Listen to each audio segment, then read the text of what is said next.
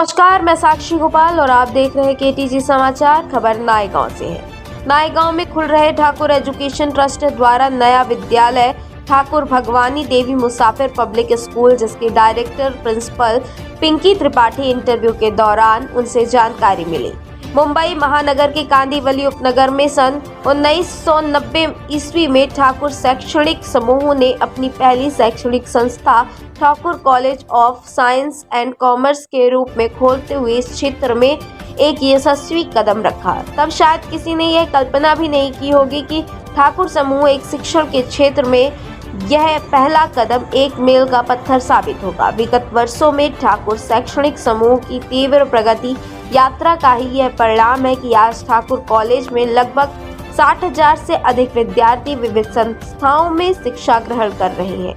Thakur education के प्रबंधक trustee Thakur Jitendra Singh के कुशल मार्गदर्शन में संस्था प्रदेश और राष्ट्रीय स्तर पर अनेकों पुरस्कार एवं सम्मान प्राप्त कर रही है। ठाकुर कॉलेज ने प्रवेश पाना अब मुंबई के हर छात्र और अभिभावकों की पहली पसंद बन गई है। कांदिवली और दहिसर समेत अनेक क्षेत्र तक इसका विकास और विस्तार हो चुका है। विकास और विस्तार की इस कड़ी में ठाकुर ग्रुप नायगांव पूर्व में पालघर उपनगर में ICAE बोर्ड पर अपना नया विद्यालय ठाकुर भगवानी देवी मुसाफिर पब्लिक स्कूल खोल रहे हैं। ठाकुर जितेंद्र सिंह ने शिक्षण के क्षेत्र में दूरदर्शी और प्रभावी कदम उठाते हुए इस क्षेत्र के लोगों को एक आदर्श एवं डिजिटल शैक्षणिक सुविधा प्रदान करना चाहते हैं। इस क्षेत्र के लोगों में ठाकुर स्कूल आने से खुशी की लहर है।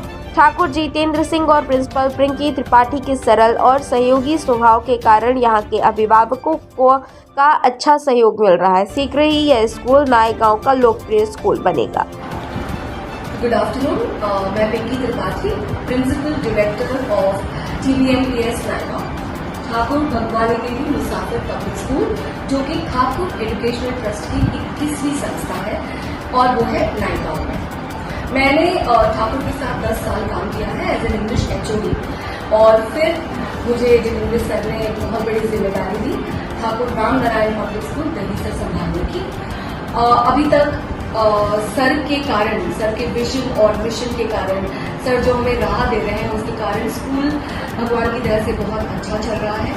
हमने 140 स्टूडेंट्स से शुरुआत की पहले साल में और उसके बाद आज हम 1040 बच्चों को पढ़ा रहे हैं, शिक्षा दे रहे हैं। ये नहीं हो पाता अगर जितेंद्र सिंह जी अपना मार्गदर्शन टाइम टू टाइम हमें नहीं देते।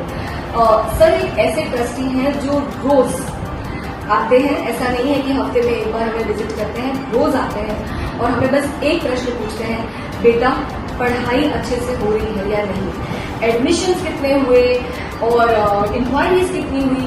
ये क्वेश्चन आज तक मुझे सर ने कभी नहीं पूछा। तो बाकी जो स्कूल में जो मार्केटिंग चलती है, नंबर ऑफ स्टूडेंट्स पे स्ट्रेस दिया जाता है, हमारी एक ऐसी संस्था है जो क्वांटिटी नहीं क्वालिटी पर ध्यान देती है। इनफैक्ट एक समय ऐसा भी आया जहां पर मुझे जितेंद्र सिंह जी ने कहा कि बेटा अब एडमिशन रोक दो क्योंकि क्वालिटी नहीं दे पाओगे, जितने अच्छे से दे पाओगे आप उतना ही दो। तो मैंने ग्रेड 1 के एडमिशन पिछले साल रोक दिए और इस बार भी ऐसा हो गया है भगवान की तरह से कि हमें ग्रेड 1 के एडमिशन रोकने पड़ रहे हैं कि अब हम और नहीं ले पाएंगे दहिसर में।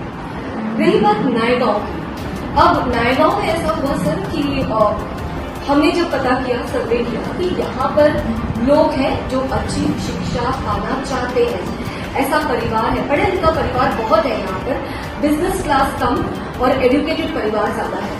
हमें ऐसे ही लोगों की चाह है बिकॉज वो ही एजुकेशन का मूल्य समझते हैं, क्वालिटी एजुकेशन का मूल्य समझते हैं। तो ऐसा हुआ कि क्यों ना एक इंटरनेशनल स्कूल लेवल का ICSE स्कूल नायगांव में दिया जाए, लोगों को दिया जाए, जहां पर फीस एक ऐसी अड़चन नहीं होनी चाहिए लोगों के लिए। तो बहुत ही नॉमिनल फीस रखकर कि अगर आप हमारा दहिसर का भी देखेंगे ना सर स्कूल, तो वो एक IB लेवल का स्कूल बनाया है हमने। परंतु बहुत बहुत जरूरी ये था हमारे लिए कि फीस एक ऐसा रखा जाए क्योंकि लोग अभी भी कोविड से बाहर निकल रहे हैं, लोगों के बिजनेस ठप हो चुके हैं, कई लोग माइग्रेट होने की कोशिश कर रहे हैं। तो ये सब एक अड़चन नहीं आनी चाहिए, ये सोचकर सर ने फीस भी नहीं अड़चन नहीं आनी चाहिए, ये सोचकर सर ने फीस भी नहीं बढ़ाने दी हमें ज्यादा, तबकि जिस हिसाब से क्वालिटी दे रहे हैं बहुत जरूरी था, और जिस हिसाब से सैलरी दे रहे हैं टीचर्स को कहीं पर भी कॉम्प्रोमाइज नहीं हो रहा है। तो मेरा ये सुझाव था कि सर कहीं तो आपको फीस बढ़ाना पड़ेगा, बट जितेंद्र सिंह सर ने कहा कि नहीं बेटा, अभी भी समय है, लोग अभी भी लड़ रहे हैं कोविड से, तो आप प्लीज ज्यादा नहीं बढ़ाइए, जितना स्कूल को एक अच्छी शिक्षक शिक्षिकाएं रखने के लिए चाहिए बाकी हम सब देख लेंगे। वही चीज नायगांव में भी हो रही है, टीचर्स के साथ कहीं पर कॉम्प्रोमाइज नहीं किया जा रहा है।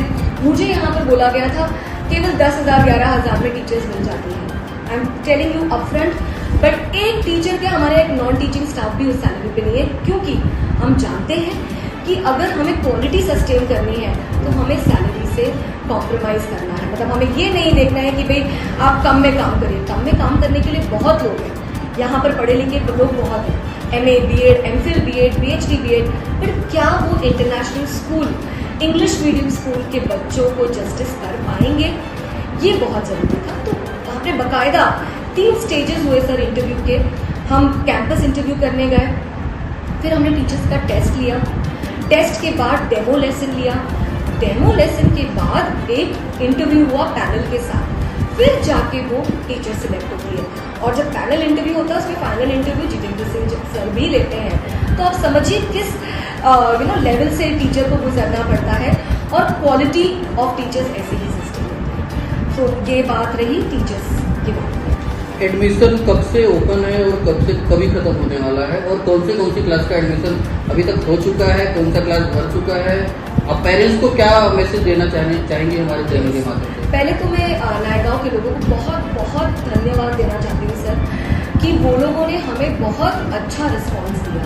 ऐसा लग रहा था कि जैसे वो रुके हुए थे कि ठाकुर का कोई स्कूल आए, और वो लोग आधा मतलब कंस्ट्रक्शन की बस नींव हुई थी और हमारे पास 2 स्लिप आई थी कि मैडम आप कब शुरू करेंगे, आप कब कोई किसी को रखिए यहाँ पर, जब हम पता कर सके कि स्कूल की आइडियोलॉजी क्या है, फिलॉसफी क्या है।